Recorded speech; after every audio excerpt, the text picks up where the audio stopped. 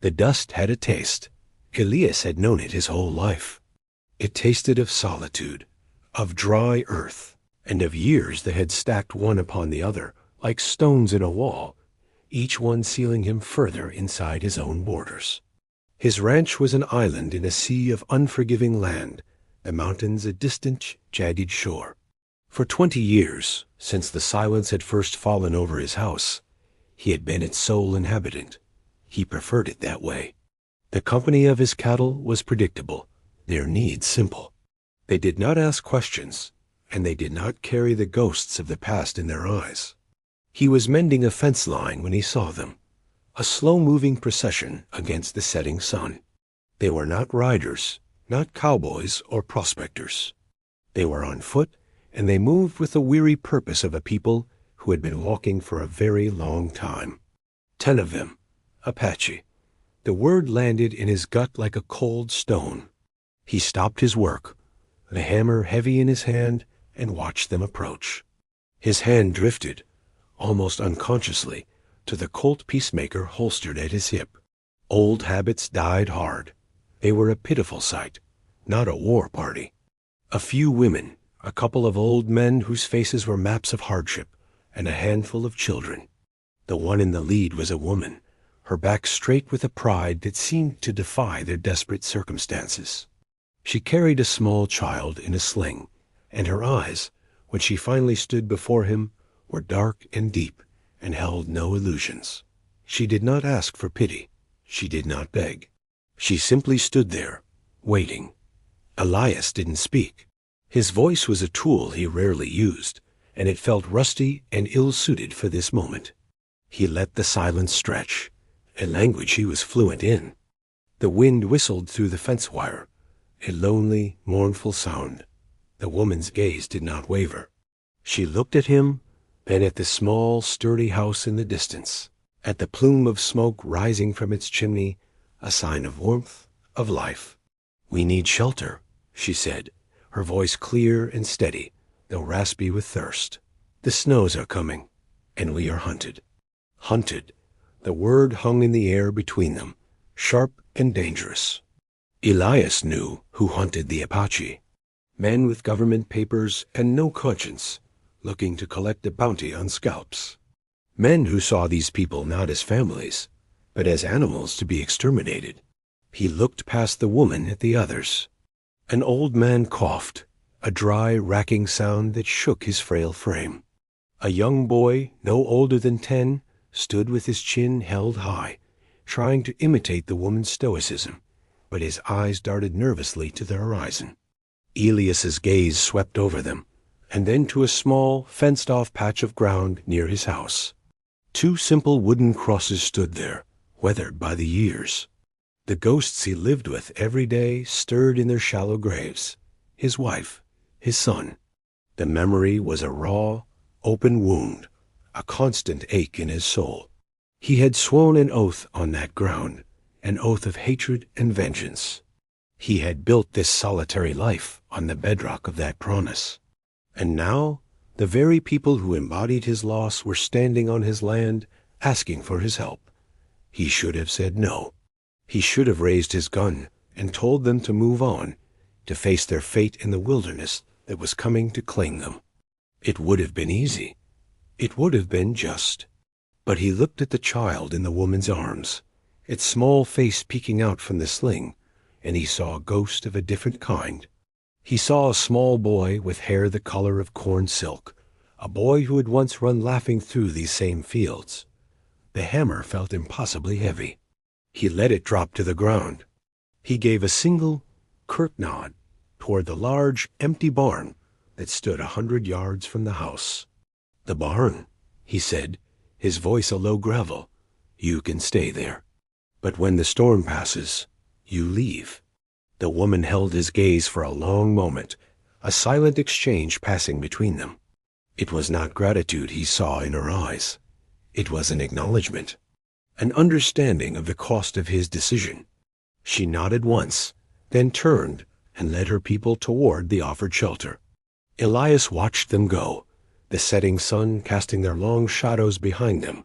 He felt as if he had just invited the past, to come and sit at his table, and he did not know if he would survive the meal. He did not go to the barn. He finished his work on the fence, his movements mechanical, his mind a turmoil of conflicting emotions.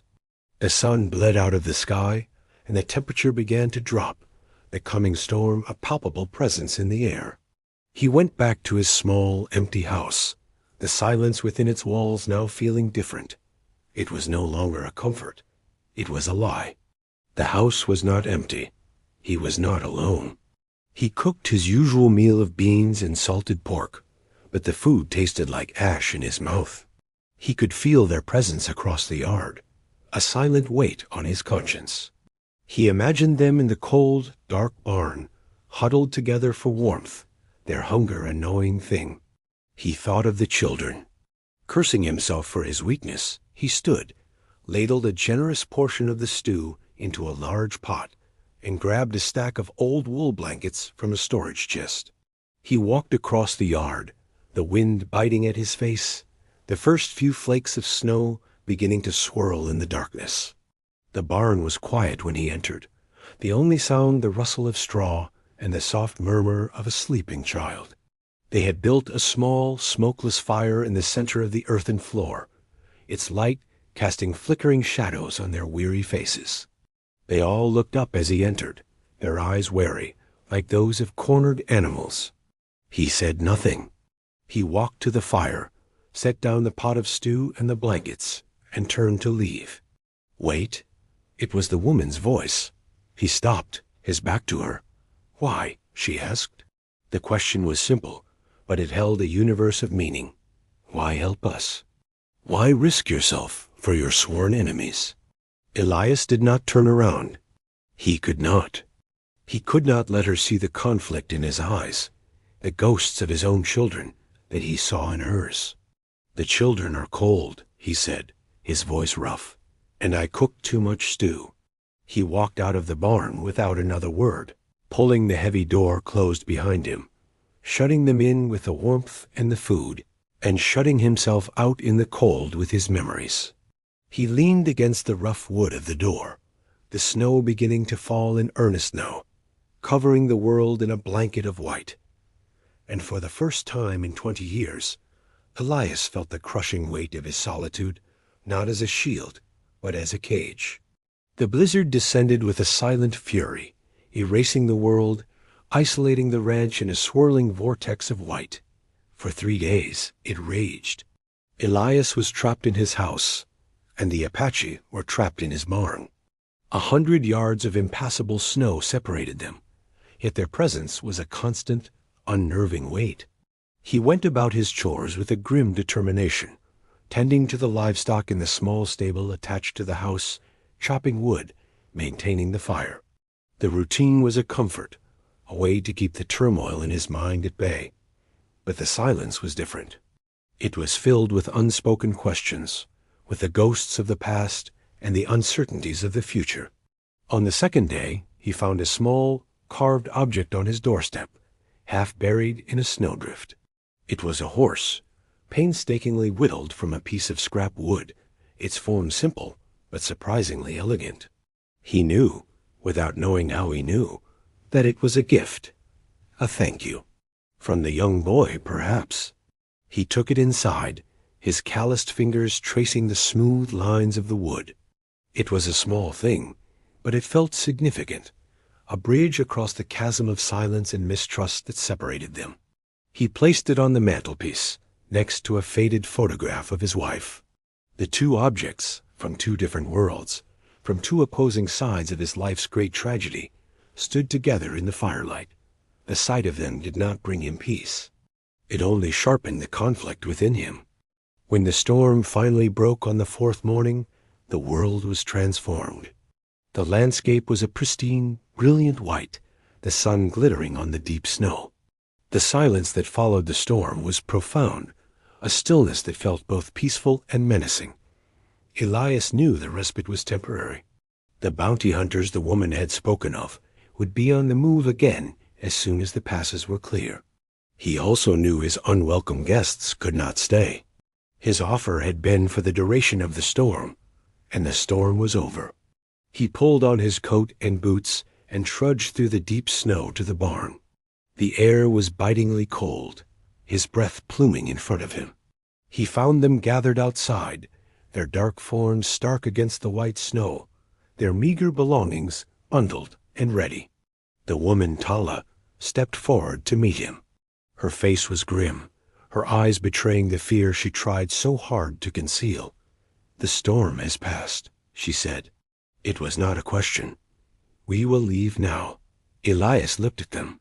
The old man was leaning heavily on a stick, his breathing labored. The children were thin, their faces pinched with cold and hunger. They would not survive a day in these conditions. The wilderness would claim them if the hunters did not first. The oath he had made on his family's grave demanded that he let them go. It demanded their destruction. His honor, the simple, unspoken code of a man living in a hard land, demanded something else. You do not turn away the helpless. You do not send children out to die in the snow.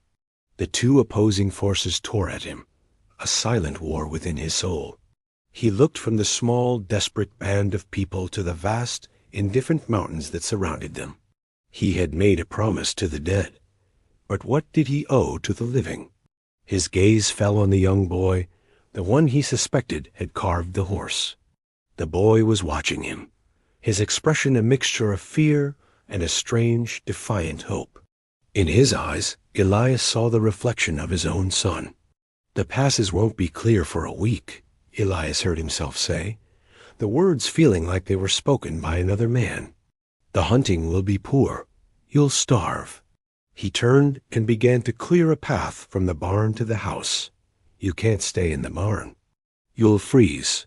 Bring your things to the house." He didn't look back to see their reaction.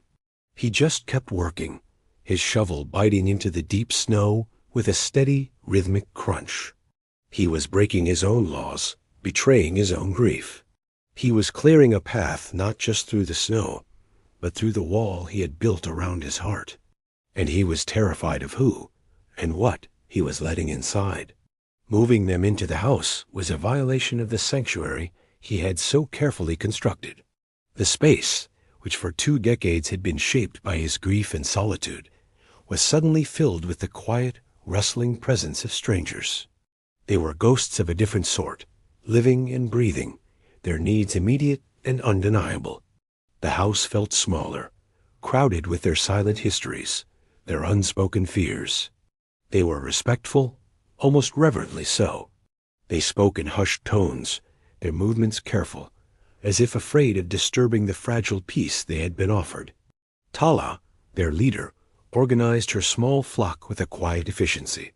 The 2 other women helped her prepare what little food they had, their hands moving with a practiced grace. The elders sat by the fire, their dark eyes following Elias's every move, their expressions unreadable. The children, 3 of them in total, were the most difficult to ignore. They were a stark reminder of what he had lost. The youngest, a girl of about 5, watched him with a solemn curiosity. The boy, who he now knew was named Niall, which meant wind, kept his distance, but Elias could feel the boy's gaze on him, studying him. He tried to ignore them. He retreated to his routines, to the familiar rhythms of ranch life. He tended to his cattle, mended his gear, sat in his worn leather chair by the window, staring out at the snow-covered landscape. But their presence was inescapable. It was in the smell of their food, mingling with the wood smoke in his home. It was in the soft murmur of their language, a language he had once associated only with violence and loss. It was in the simple, profound fact of their breathing, a sign of life in a house that had long been a tomb. One evening he was cleaning his rifle, the familiar weight of the steel and wood a small comfort in his hands. Niall, the boy, approached him cautiously. He held out a broken buckle from one of Elias's saddlebags. "I can fix this," the boy said in halting English. Elias looked from the buckle to the boy's earnest face. He wanted to refuse, to maintain the distance he so desperately needed. But the boy's gesture was one of reciprocity, an attempt to repay a debt. To refuse, it would be an insult. Elias simply nodded and handed the buckle over. The boy sat by the fire, and with a small, sharp stone and a piece of leather, he began to work, his small hands surprisingly deft. Later, one of the elders, a man with a face like a dried riverbed, picked up a worn-out axe handle that Elias had discarded. He spent the next hour meticulously sanding it down with a smooth stone, his gnarled fingers working with a patience that seemed as old as the mountains themselves. They were trying to contribute, to find their place in this temporary, fragile peace. They were showing him, not telling him, that they were not just takers. They were a people with skills, with pride. The tension in the house began to shift from one of wary coexistence to a fragile, unspoken understanding. The initial fear began to recede, replaced by a shared vulnerability. They were all trapped here, bound together by the snow and by the threat that still lingered on the horizon. One afternoon, Elias saw Tala standing by the two small graves near the house. She was not touching them, simply looking, her head bowed. He walked out to join her, the crunch of his boots on the snow the only sound. "Your family?" she asked, without looking at him. "Yes," he said, the word a stone in his throat. "My wife and son." What happened? He did not want to tell her. He had not spoken of it in 20 years. The words were poison, a story that had festered inside him, fueling his hatred. But her quiet, respectful question seemed to demand an answer. "Apaches," he said, his voice flat and hard. "A renegade war band. They came through here 20 years ago. They were hungry. I was gone, selling cattle. They didn't leave anyone alive." The silence that followed was heavy with the weight of his confession. He had finally spoken his truth to the one person he believed was his enemy. Tala turned to look at him, her eyes filled not with judgment or defensiveness, but with a deep, profound sorrow. "My husband and my eldest son were killed by white men," she said, her voice quiet but strong. "They were hunting on land that was once ours. The men who killed them said they were trespassing. They stood there for a long time, two solitary figures in a world of white, their shared grief a bridge between their two vastly different worlds. The enemy, Elias was beginning to understand, was not a people. It was the hatred that lived in the hearts of men. And he was no longer sure on which side of that divide he stood. The thaw began slowly, first with the dripping of water from the eaves of the house, then with the gradual receding of the snow, revealing patches of muddy, brown earth. The world was waking up, and with it, the danger that had been held at bay by the storm. Elias knew they had to be prepared. The bounty hunters would be on the move. He saw the fear returning to Tala's eyes, the way she constantly scanned the horizon. The peace they had found in their forced confinement was evaporating with the snow. He began to spend his days outside, not just doing his chores, but surveying his land, his mind working like a general's planning a campaign. His ranch was situated in a small, defensible valley with high ridges on 3 sides. He knew every rock, every ravine, every game trail. This land, which had been his sanctuary of solitude, now had to become a fortress. He took Niall with him, the boy his silent shadow. He didn't explain what he was doing, but the boy seemed to understand. He taught him how to set snares, not for food, but as simple alarms, with small stones balanced to fall when a tripwire was disturbed. He showed him the best vantage points on the ridges, the places where a man could see without being seen. He was teaching the boy the art of survival, the same way he had once taught his own son. The thought was a painful one, a ghost that walked beside him on the cold, muddy ground. One afternoon, from a high ridge overlooking the only pass into his valley, he saw them. 3 riders, dark figures moving slowly against the distant snowpack. They were still a day's ride away, but their direction was unmistakable. They were coming. He felt a cold knot tighten in his stomach. He had hoped they might have given up, moved on. But men who hunted other men for money were not easily deterred. He returned to the house, his face a grim mask. Tala met him at the door, a question in her eyes. He didn't need to speak. She saw the answer in his face. The fear was no longer a ghost. It was a tangible presence, and it was riding toward them. "How many?" she asked, her voice steady. "3," he said. She nodded, her jaw set. "We will not be taken." It was a simple statement, but it was a declaration of war. That night, the atmosphere in the house was thick with unspoken tension. The fragile domesticity of the past week was gone, replaced by a grim, focused purpose. Tala spoke to her people in their own language, her voice low and urgent. Elias watched them. The women began sharpening knives, their faces set and hard. The old men, who had seemed so frail, now handled their bows with a familiar, deadly grace. They were not just refugees anymore. They were warriors preparing to defend their lives. Elias felt a strange sense of unreality. He had invited these people into his home, and now he was preparing to fight and die alongside them. His home, his sanctuary, was about to become a battlefield. He went to the old chest at the foot of his bed and pulled out his second rifle, a heavy buffalo gun that he hadn't fired in years. He also took out a box of ammunition. He walked over to Tala and offered her the rifle. She looked at the gun, then at him, her dark eyes searching his. She was a leader, but she was not a warrior. He could see the hesitation, the fear in her expression. But then she looked at her children, huddled by the fire, and her face hardened. She took the rifle from his hands. "Teach me," she said. And so, under the pale light of the moon, in the quiet yard of his remote ranch, the hardened white rancher who had lost his family to the Apache taught the Apache woman who had lost her family to the white man how to shoot. The irony was a bitter taste in his mouth, but he ignored it. Survival was the only thing that mattered now. They were no longer white or Apache. They were simply people, backed into a corner, preparing to fight for their lives. They did not have to wait long. The riders arrived the next afternoon, their horses picking their way carefully down the muddy trail into the valley. Elias watched them from the window of his house, his rifle resting on the sill. Tala was beside him, her knuckles white where she gripped the stock of the buffalo gun. The children and the elders were hidden in the root cellar, a small, dark space beneath the house. The other members of Tala's small band were positioned in the barn, armed with bows and knives.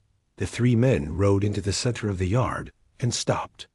They were rough-looking men, their faces hard and cruel, their eyes cold and empty. The one in the center, a big man with a greasy beard, appeared to be the leader.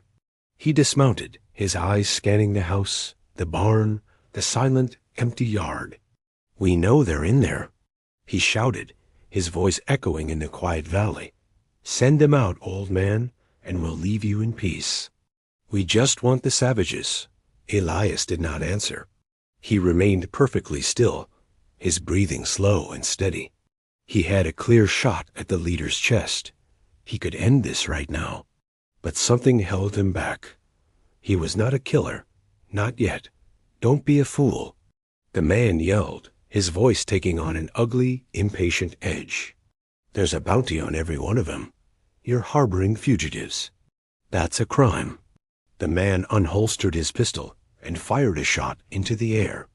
The sound was deafening, a brutal violation of the valley's peace. At the sound of the shot, Tala flinched, but she held her position, her eyes fixed on the man in the yard. Elias put a steadying hand on her arm. "Wait for my signal," he whispered. The man in the yard grew tired of waiting. He gestured to his 2 companions. "Burn him out," he said with a cruel smile. One of the men dismounted and pulled a torch from his saddlebag. He lit it from a match, the small flame sputtering to life in the afternoon light. He began to walk toward the barn. That was the signal. Elias took a deep breath, let it out slowly, and squeezed the trigger. His shot was true. The man with the torch dropped it and crumpled to the ground, a dark stain spreading across his chest. In the same instant, 2 arrows flew from the hayloft of the barn, silent and swift. The second rider cried out and fell from his horse, an arrow buried deep in his shoulder. The leader, the big man with the beard, cursed and dove for cover behind his horse, firing his pistol wildly at the house. The battle had begun. Bullets splintered the wood of the window frame next to Elias's head. He ducked back, reloading his rifle with practiced efficiency. "Stay down," he said to Tala. The valley, once a place of quiet solitude, was now filled with the sounds of gunfire, the screams of a wounded man, and the thud of arrows hitting their mark. The surviving bounty hunter, the leader, was pinned down behind his horse, which was growing frantic with fear. He was a skilled fighter, his shots accurate and deadly. He fired at the barn, then at the house, trying to keep them from getting a clear shot. Elias knew they were at a stalemate. The man was trapped, but so were they. He couldn't risk leaving the cover of the house. He had to do something to break the deadlock. He looked at Tala. Her face was pale, but her eyes were filled with a fierce resolve. "I'm going to draw his fire," he said, his voice low and urgent. "When he shoots at me, you take the shot. Aim for the center of his body. Don't hesitate." "No," she said, her voice shaking slightly. "It's too dangerous." "It's the only way," he said. "Are you ready?" She looked at him, her fear warring with her determination. Then she gave a single firm nod. He took a deep breath, counted to 3, and then threw himself away from the window, rolling across the floor. As he had predicted, the bounty hunter took the bait. A pistol shot rang out, the bullet burying itself in the wall where Elias had been just a second before. In that instant of distraction, Tala rose to the window, the heavy buffalo gun surprisingly steady in her hands. She fired. The roar of the big gun filled the small house, its recoil sending her staggering backward. The bounty hunter's horse screamed and bolted.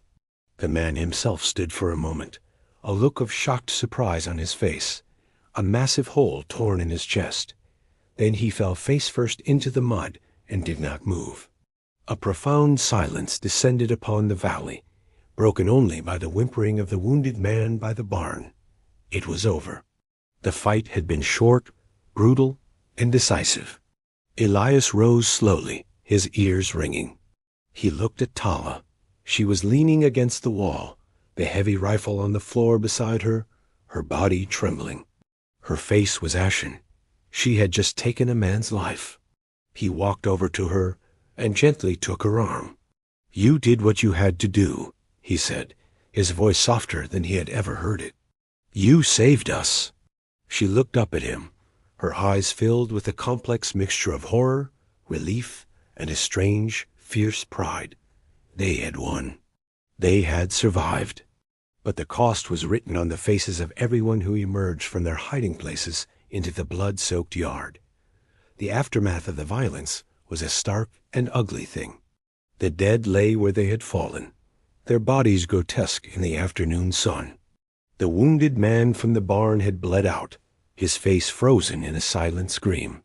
Elias and 2 of the Apache men dragged the bodies away, out of sight, and buried them in a shallow grave on the far side of the valley, with no marker and no ceremony.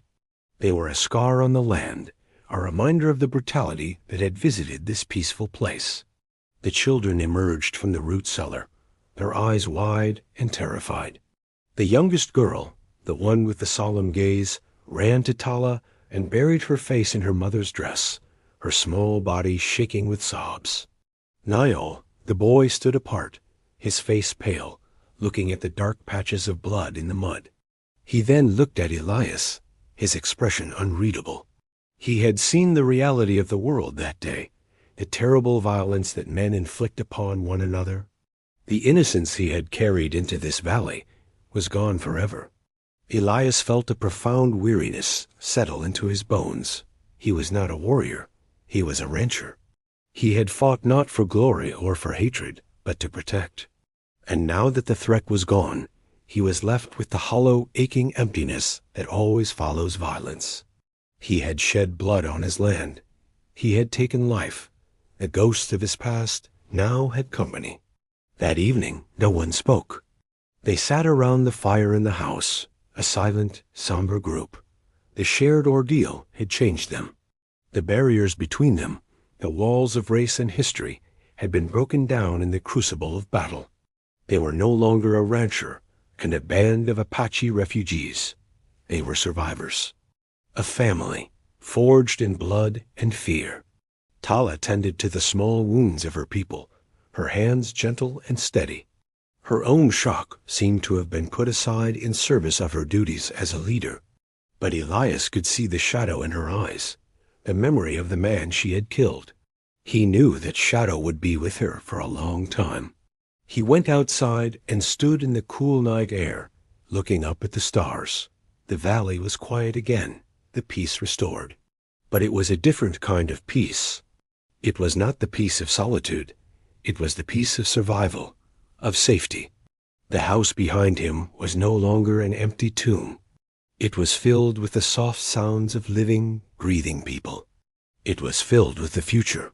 He thought about his oath, the promise of hatred he had made on the graves of his wife and son. He had broken that oath. He had protected the very people he had sworn to hate. And he did not feel a shred of guilt. He felt ... a release. The hatred had been a heavy burden, a poison he had carried for 20 years. And now it was gone. He was left with something else, something new and frightening and hopeful. He was responsible for these people. Their lives were now intertwined with his. He could not send them away, not now. This ranch was no longer just his. It was their sanctuary. It was their home. The days that followed were a time of quiet healing. The valley seemed to hold its breath, allowing its new inhabitants to mend their spirits. The snow continued to melt, the first green shoots of spring pushing their way through the muddy earth. Life was returning to the land and to the people who lived upon it. A new routine was established, born not of necessity and fear, but of a shared purpose. Elias taught Niall and the other men how to ranch, how to mend fences, how to tend to the cattle. In return, they taught him their own skills. The old man with the face like a riverbed showed him which wild plants were medicine and which were food. He learned how to read the land in a new way, to see the subtle signs and rhythms that he had previously ignored. The women, led by Tala, took over the house. They planted a small garden with seeds they had carefully carried with them on their long journey.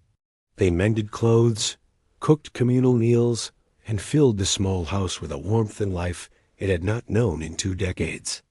The silence was gone, replaced by the murmur of conversation, the laughter of children, the sounds of a home. Elias found himself, to his surprise, not minding the noise. He would sit on his porch in the evenings, watching the children play in the yard, and a feeling he could not name, a feeling that was both painful and profoundly comforting, would settle over him. He was a part of something again. One evening, Tala sat with him on the porch as the sun went down, painting the sky in shades of orange and purple. They sat in a comfortable silence for a long time, watching the stars begin to appear. "This is a good place," she said, her voice soft. "A place of peace." "It wasn't always," he said, his gaze drifting to the 2 small crosses on the hill. "I know," she said, "but the ghosts are quiet now." He looked at her strong, resilient face, and he knew she was right. The house was no longer haunted by the ghosts of what he had lost. It was filled with the vibrant life of what he had found. The hatred that had defined him for so long had been replaced by a fierce, protective love for this unlikely family he had gathered around him. He was no longer just a man living with his grief. He was a guardian, a provider, a father. "We cannot stay here forever," Tala said, her words breaking the peaceful spell. "The world will not leave us alone. Sooner or later, someone else will come. Elias knew she was right. Their peace was a fragile thing, a temporary reprieve. They were living on borrowed time. "Then we'll be ready for them," he said, his voice firm with a conviction that surprised him. He was not going to run. He was not going to hide. He had found a home, and he would defend it. He had found a family, and he would protect them. The boy, Neo, came and sat on the steps below them. He was carving another piece of wood, his hands moving with a growing skill. He was carving a figure of a man, tall and broad-shouldered, standing guard. Elias looked out at the valley, at the darkening mountains that had once been his prison and were now his fortress. He did not know what the future held. He did not know if their peace would last, but for the first time in 20 years, he was not afraid. He was not alone. And that, he realized, was all that mattered. The ranch thrived under their collective care. The cattle grew fat, the garden produced a surprising bounty, and the small house was repaired and expanded, log by log, until it was a home large enough for them all. The years passed, marked not by violence and fear, but by the quiet, steady rhythm of the seasons. The children grew, their laughter echoing in the valley that had once been silent. Niall became a young man, strong and capable, with Elias's quiet steadiness and his mother's fierce pride. He was a bridge between two worlds, fluent in the ways of the rancher and the Apache. He was the future. The world did not leave them alone, as Tala had predicted. Prospectors, trappers, and even government surveyors would sometimes find their way into the valley. They would be met not by a lone, grizzled rancher, but by a community, a family of mixed blood and shared purpose, who stood together, strong and unyielding. The valley became a place of legend, a remote sanctuary where the old ways and the new had found a way to coexist. Elias grew old. His hair turned the color of the winter snow, and his movements became slower, more deliberate. But his eyes remained clear and sharp, and they shone with a contentment that had been absent for most of his life. He had found his peace, not in solitude, but in the noisy, vibrant, and loving chaos of a family.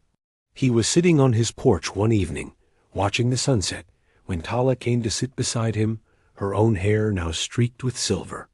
They sat in the comfortable silence of two people who had shared a lifetime of joys and sorrows. "You did a good thing all those years ago," she said, her hand resting on his wrinkled one. "You saved us." He looked out at the valley, at the home they had built together, at the grandchildren who were now playing in the yard. "No," he said, his voice a low, gravelly whisper. "You saved me. And so here ends our story. A story of how a man who had built a wall around his heart to keep the world out found that the only way to heal was to tear it down. It reminds us that family is not always the one we are born into, but the one we build through shared hardship, through unexpected kindness, and through the fierce, unwavering courage to protect those we love. Before you go, tell me, what does the word home mean to you? Is it a place on a map, or is it the people who give your life its meaning? Let us know in the comments below.